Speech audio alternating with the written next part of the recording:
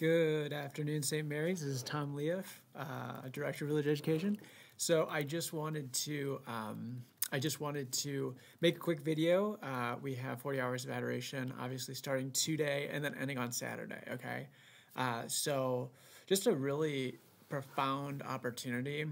If you're not familiar or comfortable with adoration, we will.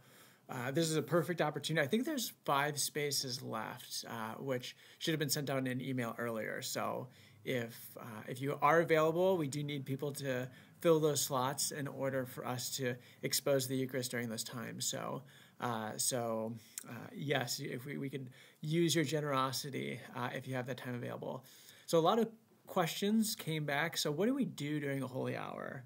That is kind of a great question. A lot of times we just sit in front of the tabernacle and we're not really sure what to do. Don't feel like you're alone in that, right? I think even the saints, who prayed for years and years and years, at certain points of their life really struggled with prayer. And it's kind of a difficult thing to hear a God who speaks so softly that you can almost not hear him, okay? So it is a bit of a challenge. But really, the way that we begin to hear the voice of God in our lives is really through the means of other people. So whether that is a homily or a good speech given by someone filled with the Holy Spirit, or just a holy man or woman, or through holy reading. So when we read, sometimes what we experience when we hear the voice of God is we just experience a light, or we experience some sort of like oh wow, that makes sense, like that strikes me.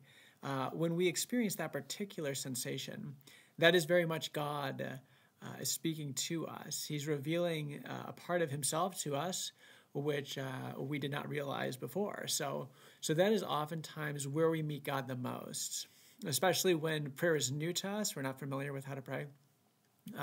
And so for that reason, we're going to have different booklets in the back. And so the booklets will simply explain what you're supposed to do. So the very first page will, give me one second. Whoa, knock that over. Okay, so the very first page, it'll look like this. Okay, this will be the format. If you open the first page, on the very first cover is going to be a QR code.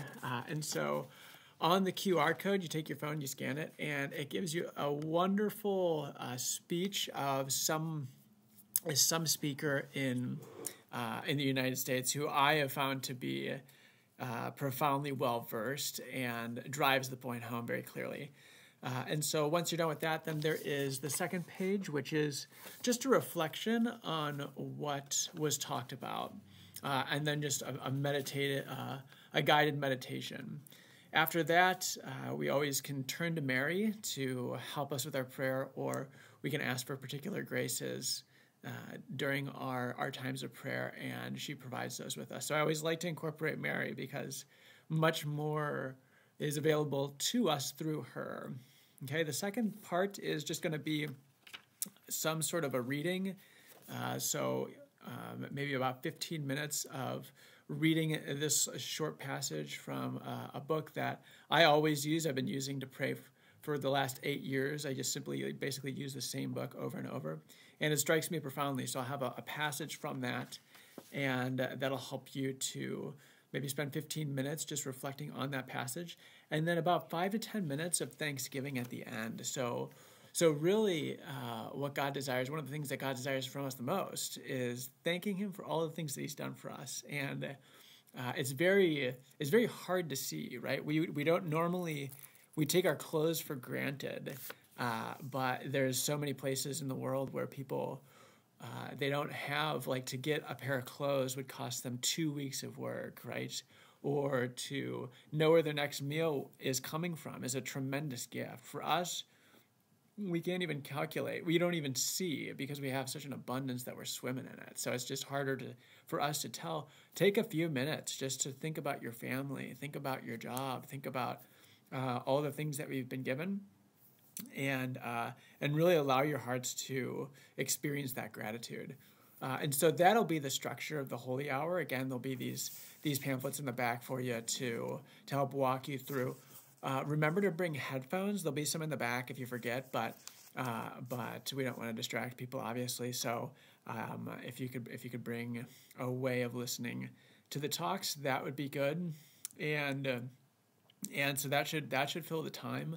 There will be some books in the back, and if you haven't read one of my booklets yet, they will be in the back too. So different options there. But really, the whole meaning isn't so much what we do, but it's what God does to us. So even if we walk away and we feel like, oh, well, that was a complete waste of time, that can never be true. That can never be true. We can't walk in front of God, who's the creator of the universe, and not be radically changed. Now God works very mysteriously. If we were to see him, if we were to experience him in his fullness, when we walked into the church, we would instantaneously die. That's what the saints say. The ones that have seen him, they say that his greatness, no man can see the face of God and live. Okay, so that's from the Old Testament. That's revealed to Moses by God. And so it's impossible then for us to be in God's presence and not experience a change within us. Sometimes it's hidden, right? But nonetheless, it does have an impact. So I wanted to just close with that. I think that's important to realize. And I am very convinced that you will be able to hear God during your holy hours at St. Mary's for 40 hours of adoration. So thank you for all you have signed up, and God bless you. Have a great weekend. Bye-bye.